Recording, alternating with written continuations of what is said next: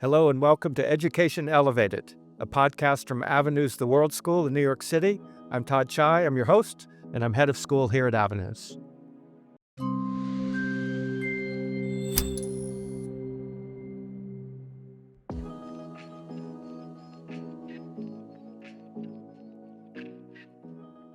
Our guest today is Mark Edmundson, university professor at the University of Virginia, where he has taught for more than 4 decades. Professor Edmundson has written a shelf full of books, including the trio Why Teach, Why Read, Why Write, a memoir called Teacher, the One Who Made the Difference, and recent books about Walt Whitman and Sigmund Freud's idea of the superego. He's written countless articles and essays for magazines such as Harper's and journals such as American Scholar, and it is our great privilege to welcome you today.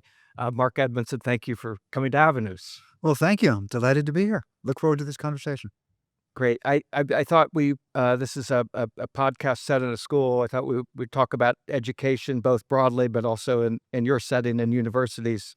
And I thought a good place to start would be the least controversial aspect of education. Michael Roth, who's the president at Wesleyan University, has said that there's one thing that we all agree on in education, and probably only one thing, and that's that we should teach students how to think critically. Mm-hmm. And I think he's right. But then he names that there's a risk in that and a danger that may play out, which is that students leave us only as critical thinkers, and that the risk is you go out into the world maybe cynically and suspiciously. You're critical of everything, and he thinks there's some risk there. I wondered what your reaction to that framing was. Yeah, I think that's very well said on Michael's part and on yours. It becomes everybody's reflex. Everybody is a demystifier. Everybody is a skeptic. Everybody is Socratic irony, right? And that militates against acquiring beliefs, which I believe is part of the objective of a good liberal arts education. The supreme debunker in Western culture was Friedrich Nietzsche, who could take the air out of any balloon that you might happen to offer him. He, a ferocious critic of Christianity, ferocious critic of all heretofore existing philosophers, and a brilliant and perceptive one. But when you asked Nietzsche what he had to commend about the way to live one's life, I wouldn't say he was bankrupt. He was evocative. He affirmed the eternal recurrence of the same thing. Can you will your fate and will it to go on and on and on forever? He kind of affirmed the Homeric values of struggle and strife and affirmation of strength and beauty. But that was not very much, and he didn't spend nearly enough time on them, which makes his philosophy to me rather impoverished. What I'm looking for when I'm teaching this text or that is, that William James phrase that I so much like, living options. It's easy enough to find stuff that you want to dismiss, don't want to live with, is too radical, too distressing. But finding something to affirm, that's what you need to be going out of your liberal arts education with, not just the tools of demystification, but how am I going to guide my life? Yeah. I worry about that too with young students, that we've retreated from trying to teach them to be aspirational and taught them just to be critical. And I worry about cynicism. I sometimes say that the thing I'm most proud of with our students, I say this to parents often, is that I feel like that they leave us and aren't cynical, and that feels like the biggest sort of achievement of a school. That's a great achievement for a school.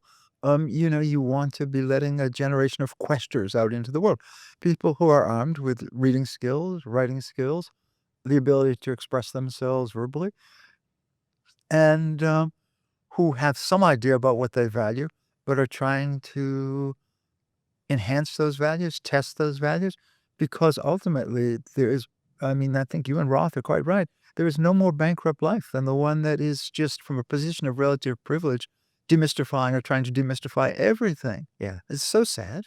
But this is your book. So your book, Self and Soul, A Defense of Ideals, is probably the book of yours that I go back to the most often. That's great. But a defense of ideals, you're defending not a specific ideal, but the idea that you're living according to some ideal. Yes. Why is that so hard now for young people? Well, some of it has to do with what you have been saying. There's a general culture of knee-jerk debunking, Okay. right? Whatever seems to be exalted must be brought down to the ground. Now, there are reasons for doing that, right? Sometimes the reason is because what appear to be ideals are merely just idealizations. And when you employ them in life, you find that you are simply disillusioned time after time. But then there's the fact that often we dismiss those without any particular Yeah. reason. And Nietzsche, again, if he doesn't influence everybody, he's the spirit of this. Once you have debunked the idea of God, what else is there? Yeah. And that's what I tried to provide in the book. Yeah. Some other opportunities, living options, as they say. I wonder if one of the things, so your reference to Nietzsche made me remember a line that landed heavy on me when I read it in him first, is that he talks about the value of a long obedience in a single direction. That you have to commit Yeah. yourself to something for a long time and be immersed in it. Yeah. And I wonder if just that uh, a life in pursuit of some ideals also just really hard. Yeah. It's a lot of hard work. It is. It is.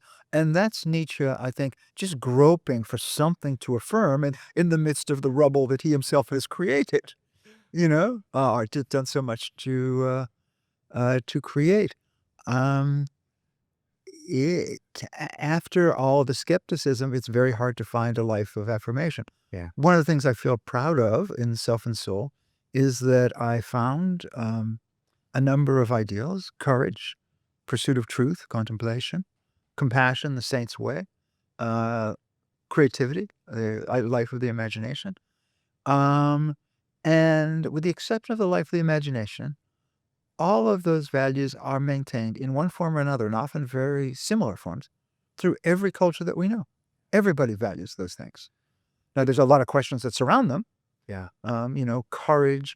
Can you be courageous and a good soldier in the interest of a cause that is not entirely just? Good question. Yeah. You went back to ancient figures to Yeah. explore this. Why did you go back so far? So the book begins investigating Homer, investigating early great religious Yeah. figures, Jesus, Buddha, Right. Confucius. Why did you go back so far to answer this question?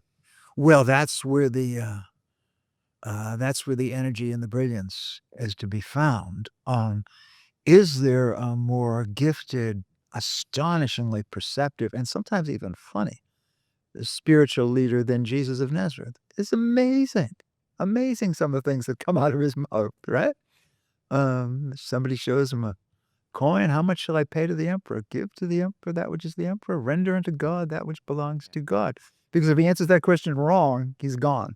He's always got a good answer, and he always makes you think. He never closes things off entirely. He's always provoking you to more thought. Then you got Lord Buddha, who is also just tremendously illuminating, like how the culture created such amazing figures. And then Homer, who I've never had direct experience of combat, and so I don't know everything here. But people tell me who have had that experience that nobody is closer to some of what it means to be involved in combat than the Homer who writes the Iliad. Yeah. You did play football and wrote a book about football. I did. Some That's right. version of combat. I did, yes. And it eventually occurred to me, maybe 30 years down the line, that our coaches were getting us ready for the military. Yeah. I stepped off the machine, but that's what they were doing. And you and I are both fans of Thoreau. One thing that's always struck me about Thoreau is he retreats to his little hut Yeah, next to the pond to live surrounded by nature, to live very peaceful, a quiet, contemplative life. And he's reading the Iliad. sure. And he's there. That's an interesting book to be reading in the midst of that. Very strange. Yeah. Very strange. I think he appreciates the astonishing poetry. He read Greek pretty well, I would imagine. And so there's no writer more visual than Homer. He makes you really see it. Yeah. And it's a wonderful gift. And Thoreau is very interested in conflict. He does that beautiful stuff about the ants, Yeah. the fighting ants. The red and black ants. Yeah, yeah, yeah, Yeah. yeah, yeah. Yeah. So there's that part of his work.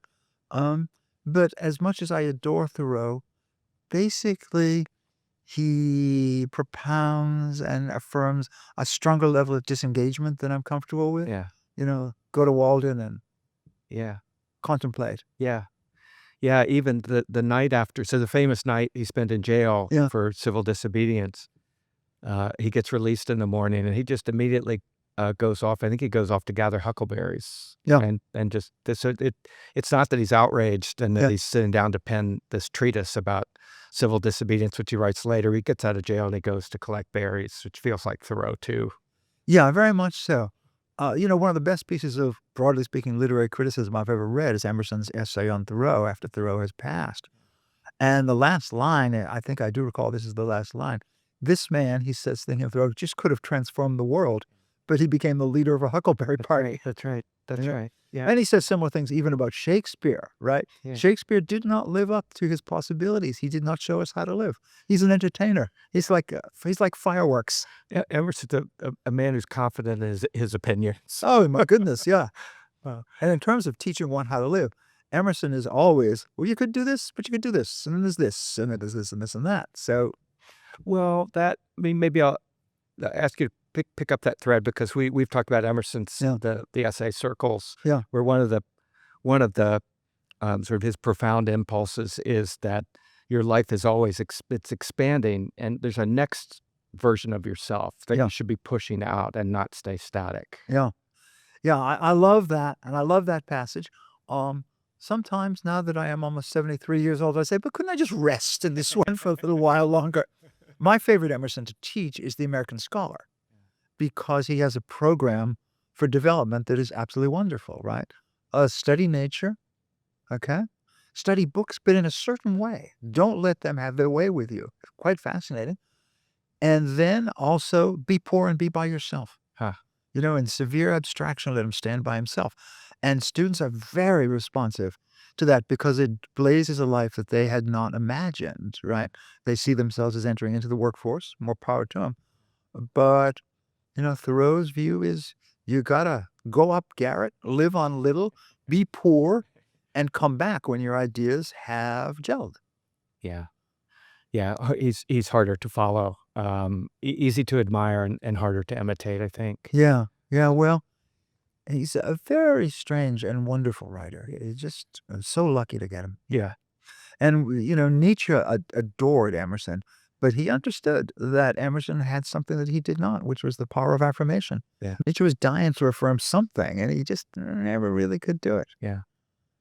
I wanted to ask you about that, the sort of the trio of virtues from Self and Soul that these ancient texts, these ancient writers, Yeah. you identify courage, compassion, and contemplation. Yeah.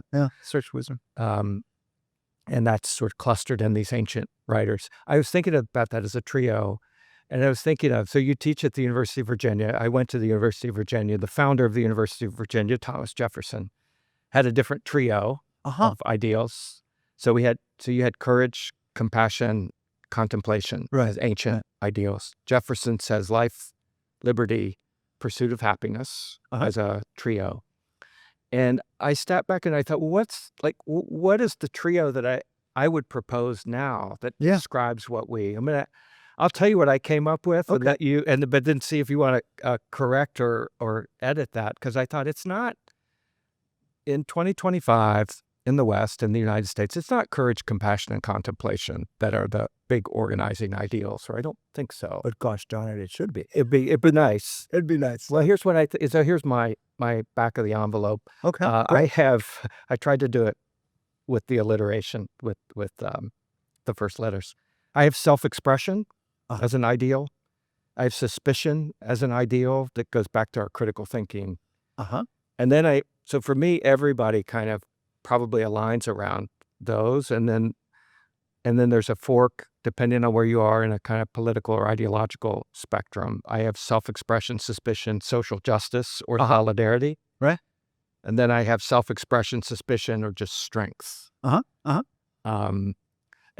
Just to try to think of what are the actual ideals that organize us now? What would you? So, Todd, are you thinking of these as something you're recommending? No. Something you're observing? Observing. Observing. Okay, Yeah. so run them by me once more. I can put them in that context. Self-expression. Yeah. That people believe it's a kind of an authenticity. Yeah. That a way to organize your life, the ideal, the value of your life comes out of Right. honest self-expression. I think suspicion, the critical thinking, and then the political divide. I think social justice or solidarity would be another organizing ideal for one way of thinking, and another would be just strength.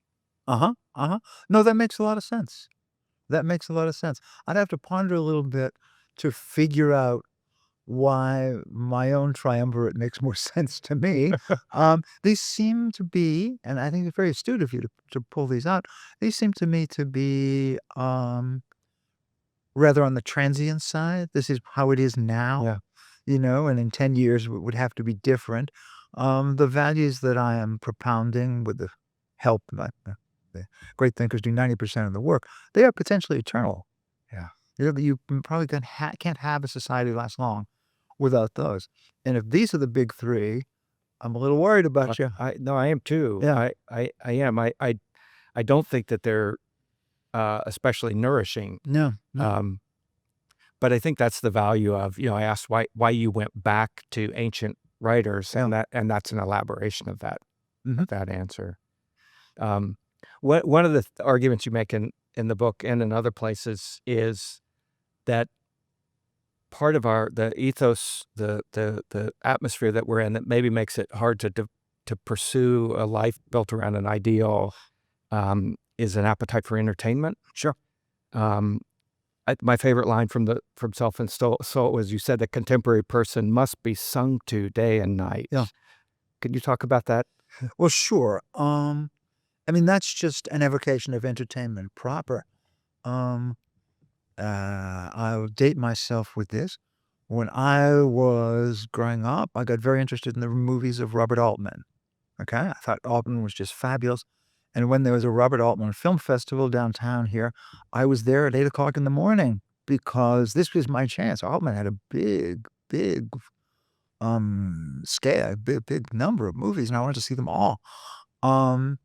And so I went to as many as I could. I loved them. I still feel some influence from Altman. But now you can have anything you want anytime you want. So you are just wall-to-wall entertainment if you want, total entertainment all of the time. And as you were saying before when we were talking, entertainment is often a very good way to allay anxiety. Yeah. You're diverted.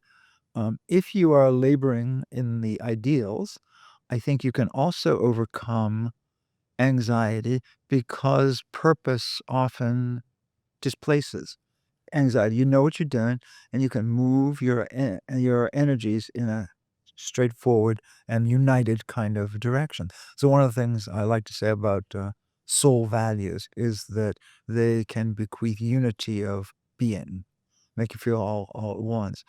Another thing I like to talk about in the book is that there are some displaced versions of the ideals out there, so that, you don't necessarily want to devote your life to courage. It's very difficult and it's very dangerous. But there are video games, but there are movies, but there are all kinds of displacements in the form. You might want to just devote your life to contemplation, okay? But Plato's pretty hard, and it gets harder from there. So one of the displaced forms of pursuit of wisdom is the pursuit of information. And there's a ton of that. Yeah. One talks to people who just seem to be informed about everything. But is it wise? Usually not so much. So there's that displacement. Compassion, if you look for a displaced form, you can join a church and give money, but never extend your soul to those who need the extension of your soul.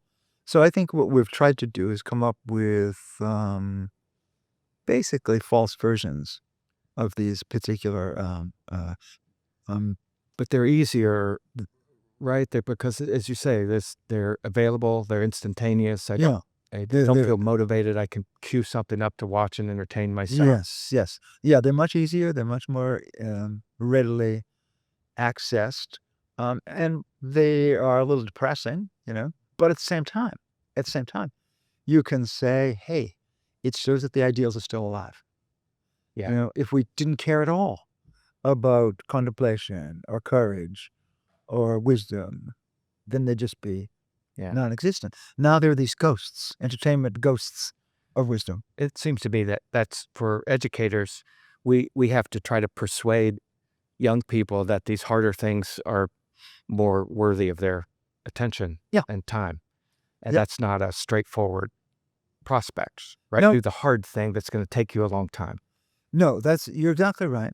And the best way to persuade them, of course, is to see if you can't do it yourself. And then they see it. Right. Right. And that has much more effect than saying, you do hard things. Yeah. You Right. ever hear of the basketball game? Right. I saw it thinking about the entertainment, uh, our, our, our attention to entertainment in our time.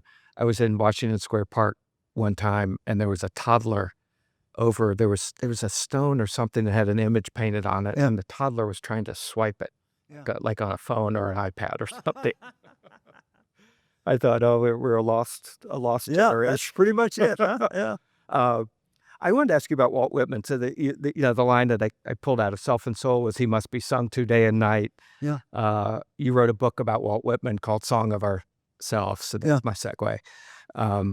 But Whitman, who's our in some ways our national poet, our national bard. He sings America, he sings you, he sings me, he sings himself. And I was thinking about, as I read your book about Whitman, and you're connecting Whitman to the health of the country and the I am. Yeah. democracy. Yeah. I wondered, like, talk about Walt Whitman in our times, because we're in fractured, stressful, polarized, pressured times right now. What Yeah. does Walt Whitman have to do with that? Well, what Whitman does in Song of Myself is convey to you and allow you to experience what it would feel like to live in a really great democracy all the time. It's exhilarating, right? His relationship to other people, which is non-hierarchical and non-exploitative, is friendly, and enlarges the heart, you know? And so when somebody says, 81 million Trump voters out there and I hate them all, my heart sinks way to the bottom of my stomach, because Walt taught us that we will differ dramatically, but ultimately friendliness and warmth and what he'd like to call the love of comrades, which is so critical to making a democracy work. Now, we're very far away from that because hate has been given a green light by the culture. And Walt is very much against that. The other thing that Walt is against is feudalism, kings, right? There's a scene in the book where American rangers are massacred by Mexican troops. And the key line in there, as they're being slaughtered one by one, is, "No one obeyed the command to kneel." That's the essence of a democratic person. We don't kneel. Yeah. Right? Do you kneel to God? Nope. Walt believes in God. He has the highest regard for what he imagines God to be, but he doesn't spend much time imagining God. He just says, hey, you have enough that's marvelous in front of you, the people that are around you, that you love and can be loved by. And that should get your thoughts away from God and get your thoughts into the democracy. I mean, Whitman is just blown away that somehow or other democracy resurfaced in America after having been, was that really democracy in Athens? Was that really democracy among the Iroquois? Kind of, sort of. But he finds this just absolutely exhilarating. He loves the Declaration. He loves the Constitution. But he says, the poems of democracy and the emotions that attend democracy, those have not been described. Yeah. And I'm going to describe them. And when you leave this poem, you will have the feeling that you could have all the time if you and all of my other readers, because Walt said that we all should read his book at least every The day. self-promoter. Oh my goodness! Oh my goodness! He was the supreme self-promoter. Didn't he review the book anonymously? 3 Like he reviewed his own? Yeah, 3 times, and he loved it. He thought it was just wonderful. An American bard at last. And then Emerson, right, read it, and he sent that beautiful note. I find it the greatest piece of wit and wisdom that America has yet produced, right? And it was so generous because Emerson wanted, above all, well, you know this better than anybody, Emerson wanted so much to be a great poet. And his poetry is very real. I mean, that it is poetry, but it's not great, you know? Yeah. And he even in that great essay, The Poet, says what the American poet would do is write about our Indians, write about the Western tract, write about the nature that we have here, write about our mountains. But he couldn't do it. And Walt read that, and a guy who was working menial, well, not menial jobs, but he was framing three-room houses in Brooklyn. He read that, and I guess he said, "Yeah, I think I'll give that a shot." And it worked. And he sends it to Emerson. Emerson reads it, and he's ecstatic with joy. Isn't that generous? Because there's nobody did the thing that he wanted to do. And Emerson, as Harold Bloom said to me once, Emerson rolled up in and of himself all the prestige that every single Nobel Prize winner we've ever had in America has. Emerson was literature. Yeah. In America. And he loved to read poetry by people he did not know. And he would run to his mailbox every day and tear it up, read. And he found the great thing there. Yeah. And of course, here in New York, and this is a good place to say it, Whitman, the New Yorker, got that letter. He loved it.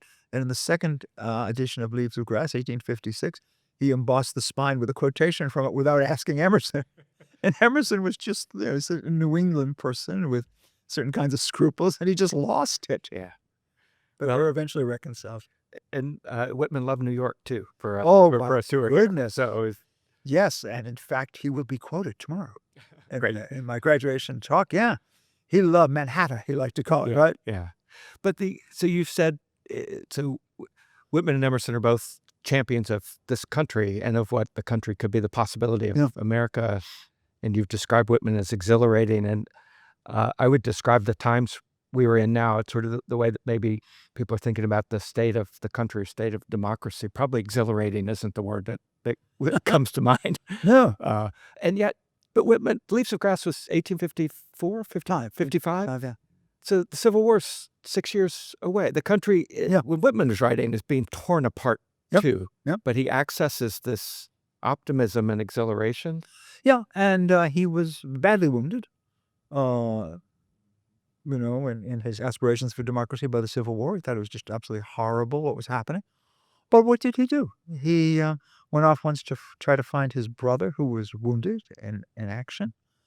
And he found him, and he saw Clara Barton, I think, during her nursing work. And he said, it's like this, reading Emerson again, but this time with Clara Barton, you could do that. And although he had no skills as a nurse, he became a hospital visitor for 2.5 years, right, in Washington, D.C., going and visiting these wounded and dying men, talking to them, getting to know them, writing their letters home, buying them little presents. The greatest American poet, maybe Emily Dickinson is a contender, but I don't think so. Greatest American poet we've had does this act of, you can only call it Jesus-like kindness. Right? Where did we get that person? Yeah. Harold Bloom once said, there are only two human beings who have ever lived who really were whose lives were really worth having. And one is Walt Whitman, and the other is Mark's Jesus. Huh. We were meeting with a group of faculty earlier, right before this, and people were talking about different things about the stresses in the country now, and some podcast names came up, and you said a line upstairs that I thought of because of the Whitman conversation. You said sometimes you'll hear people say the left needs a Joe Rogan. Yeah. And it sounds like, what you said to the faculty or what you're saying now is we actually just need a Walt Whitman. We need a poet, not a counter provocateur. No, I think that's right. Somewhere along the line, a memo went out that basically said that American poetry, with some exceptions, Hart Crane loves democracy, loves America, though he's not an easy poet to read, need to be in a kind of perpetual skirmish with the American middle class, right? And so you see that in some of the 1950s poetry is amazing. Robert Lowell, Robert Hayden, Sylvia Plath. Now, this is not the case for my favorite 20th century poet, Robert Frost. Frost has a great affection for Americans, and particularly for country people. But he's in the Emersonian line of the isolate, the person who basically lives on his own, makes his own decisions, has good deal to say about society, but mostly it's about how do you keep yourself sane, alive, and thriving in the midst of a culture that really does not value what you value. Yeah. I wanted to ask you about reading, 'cause one of the books you wrote was called Why Read? Yeah, You make a spirited defense of reading. I try. You say in that book, you say reading, woke you up. Yeah, That was I think the same thing was probably true for me as a young person too.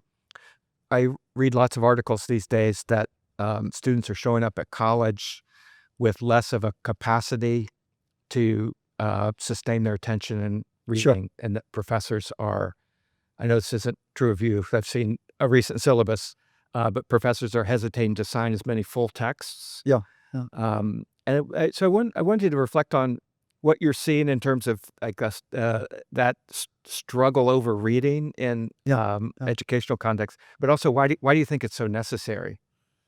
Well, I think as we both can attest, um, there are sudden shocks of revelation that come through reading that are very unlikely to come through any other medium. Do you have any moment that you go back to where you read something and it just went? Oh, well, I can tell you in ninth grade, a librarian or a teacher had given me a copy of The Catcher in the Rye, and I was sitting in study hall and I opened up to start reading it. So I can see myself there now because I remember reading it and thinking I didn't know writing could do this. Yes, I had the same experience with it. It's amazing. Yeah, it's just like it's voice, but it's also the choice of how you're gonna tell the story. I just Yeah. hadn't seen it before. No, neither had I. It was very exhilarating. The one I think back to is we were reading One Flew Over the Cuckoo's Nest in my philosophy class. And the teacher, Frank Lears, is the name I give to Doug Myers, a real living person, uh, was talking about the mental institution where Randall Patrick McMurphy had been installed. And what Doug said is, this is how institutions work. Hospitals, mental hospitals, the army, they have some of the same oppressive dynamics. And they said in schools too, you know? And somebody said, schools like this one, I went to a very oppressive high school, though I couldn't understand why. And Doug said, yeah, of course, a school like this one.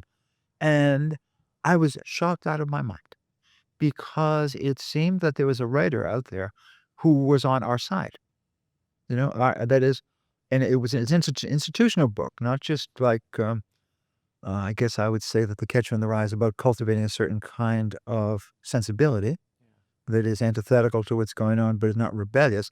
McMurphy is rebellious, right? And I remember going up to Doug Myers and saying, really feeling that no would be the inevitable answer. Are there any other books like this where they're on our side? And he said, yeah, there are actually quite a few. Yeah, the gift of a teacher. Yeah, It feels so I've given probably way too much of my life over to sitting quietly in solitude reading yeah. text, but it does require solitude and, that kind of commitment, and I wonder if for some people, maybe it takes away from some of the a feeling of urgent engagement Yeah. with the world, that feels maybe indulgent or decadent somehow. I do not, but I do understand how you could. Yeah. Well, the case for reading needs to be made and made again. If you're going to construct a self that is, and I'm borrowing this term from Lionel Trilling and modifying it a little bit, if you're going to cultivate a potentially opposing self, a self that says, I see what you're saying, I see what everybody's saying, but I just really can't sign on to this one, and here are the reasons why.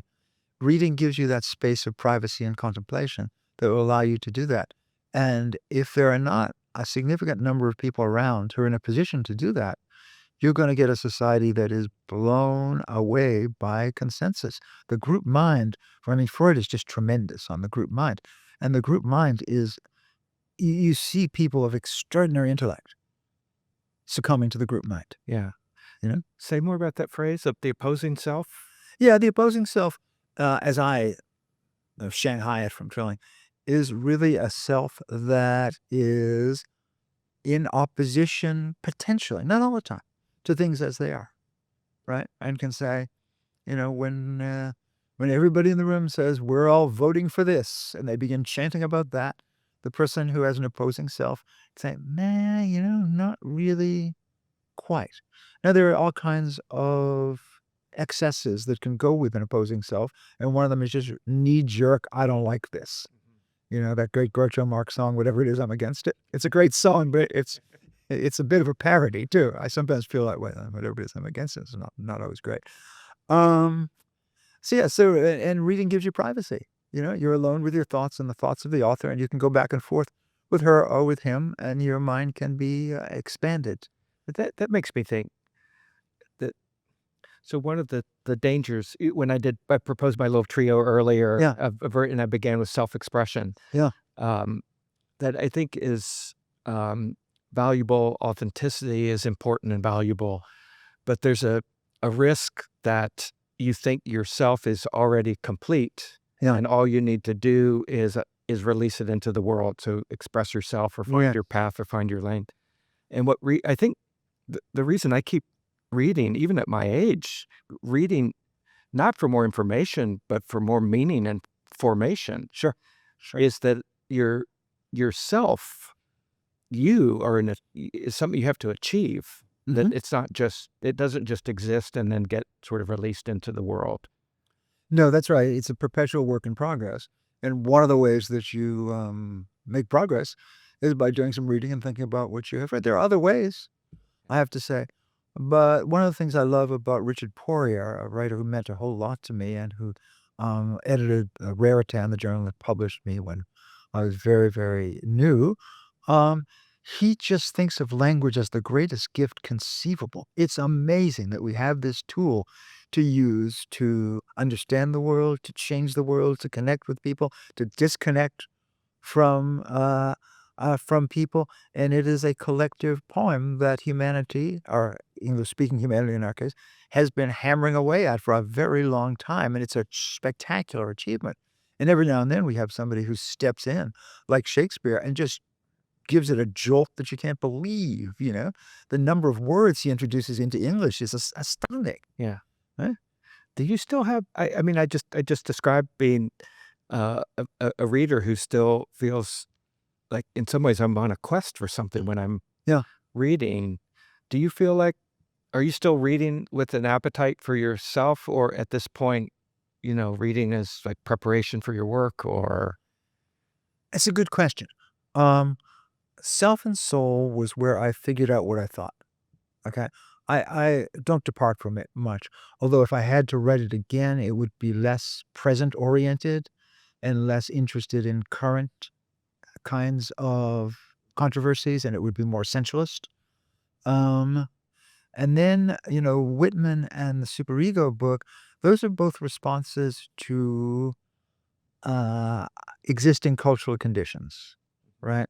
My friend Alex Starr, a wonderful editor at Farrar, Straus and Giroux, read the Whitman book and he said, this is an interesting book, Mark. I know. It's about you, Walt Whitman, and Donald Trump. And I said, but I don't mention Donald Trump. And he says, yeah, but. well, why the self and soul? That's so interesting to me. I would expect most people would have said something like the opposite, like this captured what you think, you stand by it, and if you wrote it again, you try to make it more Yeah. relevant for contemporary. Why did you go the other way? Um, well, a reader can be held up when you refer to something that occurred 15 years ago. Are these really eternal verities, which I believe them to be? Though I think there can be a lot of discussion about what true courage is and what true compassion is. I'm hoping that an enormous cadre of brilliant young graduate students will come take this book, rip it apart, and give really strong definitions to all of these things that I just intimated. But let us see. Well, what I want is for people to read that and then go hurrying back to get the Iliad and Emerson and Sure. Yeah. reread the text that you're Yeah. wrestling with there. Yeah. But of course, the part of the point of this book is that when you get the word from, say, Jesus, that compassion is the way, maybe you don't need to do that much more reading. Yeah, You got a life. Now, that's a rare person who can do that, yeah. but you got it. That's another thing Emerson did, isn't it? He would read a little bit in a book and get the thing that he wanted and Yeah. then put it aside. I don't think he finished a lot of books.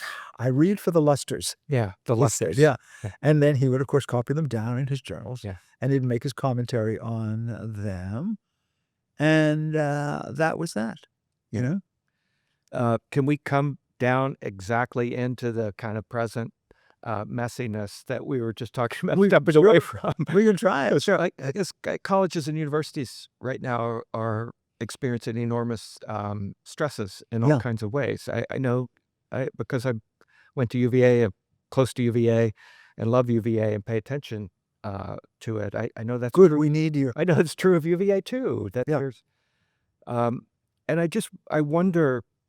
I wonder how it's affecting. I guess what I'm asking you is to reflect on the climate of colleges and universities now in terms of the work of teaching students and bringing them along. Sure. Well, I think it varies a great deal from one place to another. Columbia was the front lines for a while, and now Harvard is the battle zone, and this will probably change in one way or another. UVA had its moment of truth or untruth a year ago when the state police came to close down a pro-Palestinian encampment. Um, this year has been very quiet. The Board of Visitors was extremely strong about what kinds of demonstrations they felt should be allowed at UVA and which should not. My own thinking about that is a little bit complicated in that I feel myself to be a strong advocate of free speech, yet I do not like encampments. I think that colleges and universities should be, insofar as they can be, worlds apart, where people spend 4 years thinking about who they are and what they want to do, acquiring the capacities to succeed in the world, um, and that they should be greenly pastoral and separate, and then unloose yourself onto the world. But I'm not totally comfortable with that distinction because free speech matters a whole lot. Also, the camps are an aesthetic disaster. You said in our meeting with the faculty over lunch, you said you were pleased that in some of your student evaluations, the comments were, "I cannot tell what Professor Edmundson's positions are on X, Y, Yes. Z," and you took that as a compliment. Yeah, I mean, that means, like in my course on Whitman and John Milton, that I'm Whitman's persuasive advocate. And when it comes time to be Milton's persuasive advocate, I am, and I work very hard on it, though there are points where I have to stop. The gender inequality is something that, I balk at, right? But we talk about it. One of the instances that I use is, okay, none of us in the room likes it all that much. What if we had Orthodox Muslim students here? They might like it. What if we had Orthodox Southern Baptist students here? They might like it. What do you do with that kind of student? Not easy. What's your goal? So what's the goal then? The goal is to deepen your own thinking by understanding more types of perspectives than you would have on your own.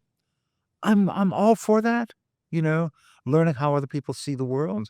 But my main goal as a teacher is to help people, and this is a term that should have come into our discussion a little earlier, create what Rorty liked to call their final vocabularies, right? That is the set of ideas, beliefs, and values that are going to guide them through life. Now, final is an ironic word, as all of Rorty's words are, and final is suggestive of the fact that there is no finality that you'll continue to test it, but then you will rest for a while, as in the generation of circles in Emerson, and this will be what you are involved with in terms of human allegiance. How does that idea, if you have a commitment to a final vocabulary or final framework, how does that, it feels like it's risky to assume a kind of a dogmatism or intransigence or a inflexibility? Yeah, that's why I would insist, along with what I take to be Rorty's insistence, that final is a bit of a humorous thrust. Okay. That is that it's final for now, Okay. but you're going to test it, and it's probably going to change over time. But I don't think anything radically different about what's in Self and Soul Okay. now than I did when I published it. So that's final-ish for me. So this is Richard Rorty, who was your colleague Yeah, for a hugely influential Yeah, he was. philosopher. Yeah. What did he think of Emerson? We've been talking about Emerson a lot. Um, I would constantly point Dick in the direction of Emersonian passages that seem to resonate with his way of thinking, particularly that passage in Circles about the internal generation of circles, wheel within wheel, and how they end up as, religious rites and rules of an empire and all that kind of stuff that is illuminating and controversial. And he'd do a kind of a shrug followed by a grunt. But Emerson Dick was basically, he was schooled as a philosopher. He liked arguments. Yeah. And if you're looking for arguments, Yeah. Emerson read for the lusters and he gives you lusters. Yeah. And you take the good ones and you leave the other stuff. Yeah. Well, I want to shift one last time. My favorite book about the teaching profession is your memoir. Oh, that's so nice. The One Who Made Yeah. the Difference. I've read it more than once, recommended it a lot, quoted from it.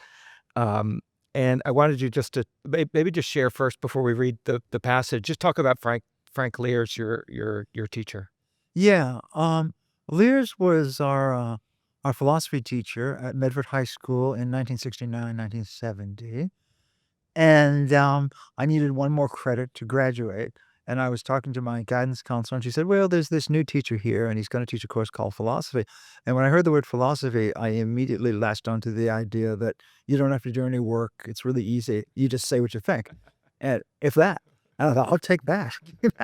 And so there was this kind of diminutive, mustachioed character who wore a Padres hat, eccentric clothing, and had just come from Harvard, and talked in an extremely dulcet voice, very sweet, and we didn't know what to make of him. We'd never seen the like of this, right? I mean, clearly he couldn't fight. That was major standard. Probably couldn't drink, and so we decided to make his life miserable, right? And that meant, making a lot of noise and punching each other in the arm and snorting and, all that kind of thing. But he was, in his gentle way, he was relentless. And he would try one thing and try another thing and another thing and another thing. And he got us to read remarkable books. He got us to read some Freud. He got us to read One Flew Over the Cuckoo's Nest. He got us to read The Stranger. And if we wouldn't read them at home, he would read them aloud to us and ask us our opinions. He was a phenomenal teacher because he did the thing, and I didn't make enough of this in what we've said so far. He read his classroom. I wrote in Doug Myers's spirit, I write very loose syllabi because I want to be able to use what I learn about the students as the class goes on to develop the course. And he was the most resourceful person that you could imagine. How did he do that? What did that look like? Well, at a certain point, we're reading Will and Ariel Durant's History of Philosophy, which is a very solid book, but dry as dust. And he said, okay, turn them in. And then he said, I'm going to be buying you some new books. They're going to come from the Harvard Co-op. Harvard Coop, Yale Co-op, Harvard Coop. And it's going to cost you $16 a piece. And we said, what? Huh? And he said, well, if you can't afford it, I'll take care of it. But we all could afford it because it would be too humiliating. And he told nobody about this in the administration. He didn't tell the bosses. He didn't tell anybody. He just did it, And this was tremendous. He got books that we really were interested in. Yeah. We really were interested in. We still fought him considerably. He ran experiments on us all the time. Or, he showed us the film about the experiment where people kind of Milgram. The Milgram experiment, yes. And they were, amping up the juice, shocking the person on the other side of the curtain, right? And we also, would we do that? We wouldn't do that. None of us would do that, right? None of us are conformists. We didn't do it. But it really stuck. It really stuck. And as I say in the book, we came down to a very interesting conclusion, and that was that all of us probably would have pushed the buzzer up higher and higher, more and more voltage, except for one guy, Doug Myers. He wouldn't have done it. Yeah. He would have just said, no, I don't think so. Yeah. And he would have melted away. Yeah, there's a line in the book that I really like. You said he was just dealing from a different deck. Yeah, he was dealing from a different deck. Yeah. And everybody, word got out about this guy. Everybody was fascinated by him. My father was fascinated by him. And I run into people who were in his class.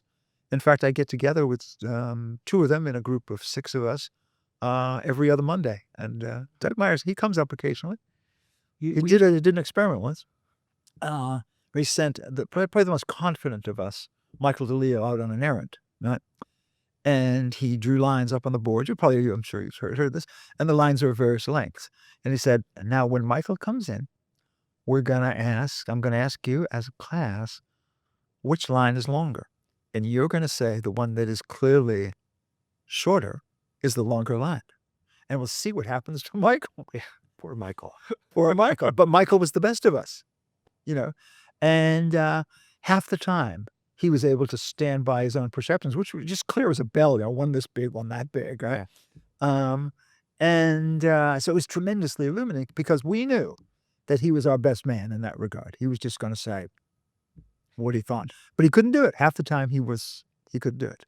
But you also say about him, that he just sounds incredibly charismatic, obviously formative. But you say that he wasn't trying to make little versions of himself.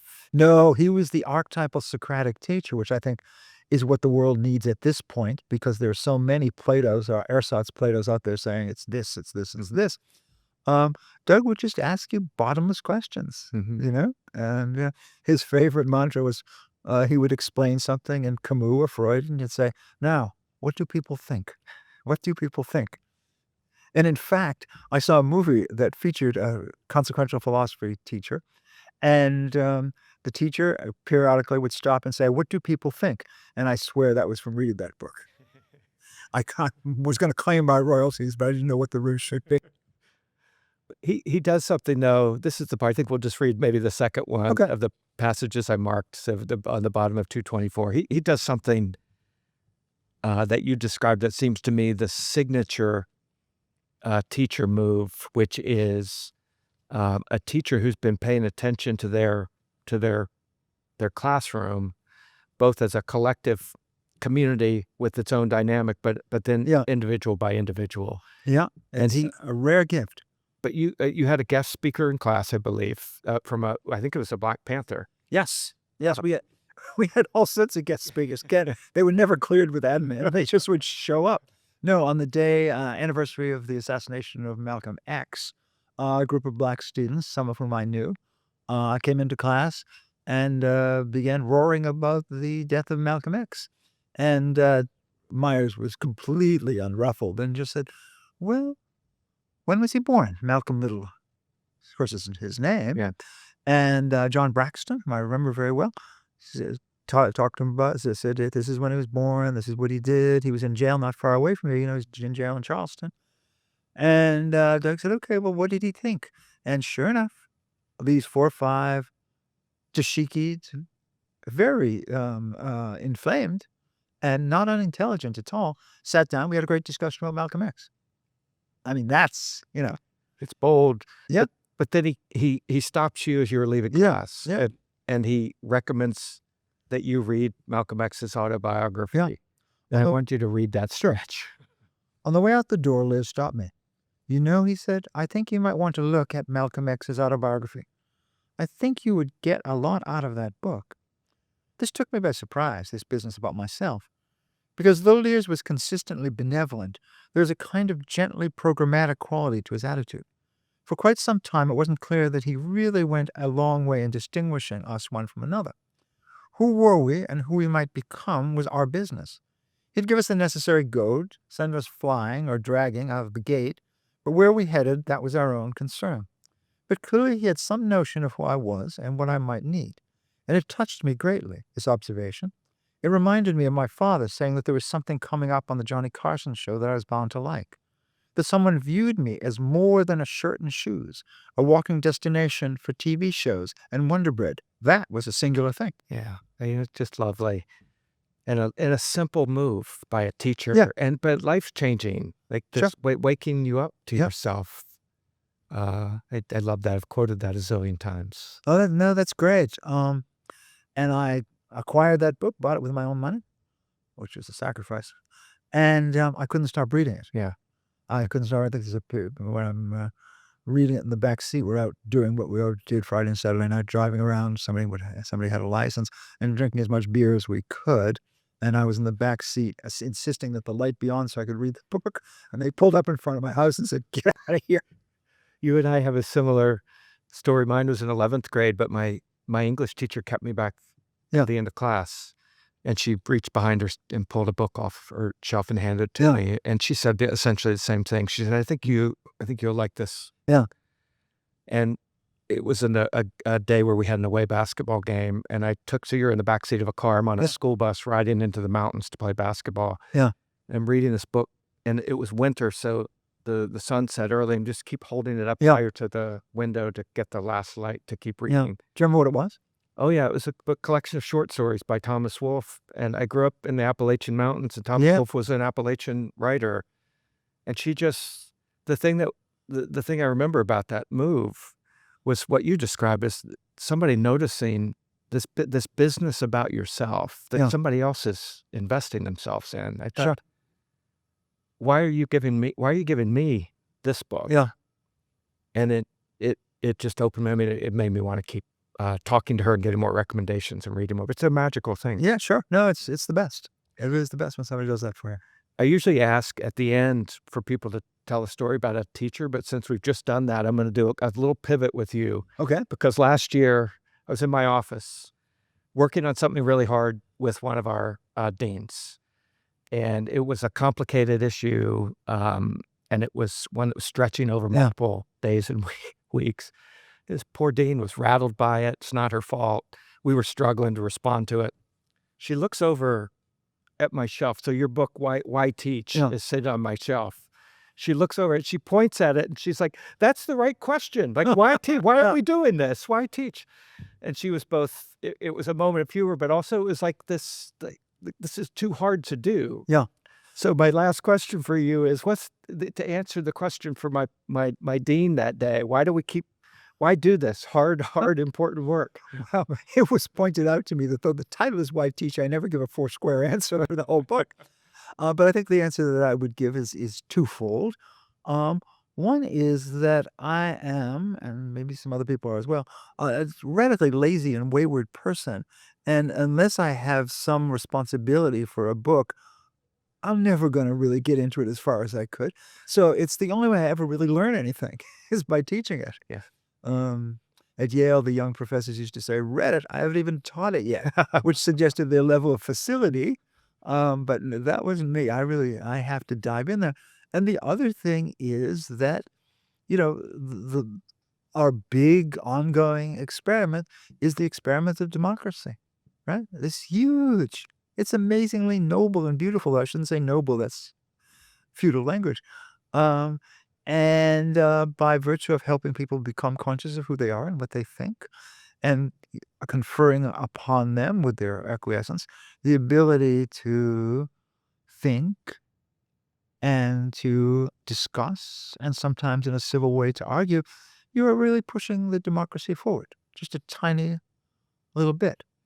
Everybody who has the education that you and I are talking about, have been fortunate enough to have, is more likely to say to their antagonist, how did you come to think that? Rather than, oh no, I can't talk with you. Yeah.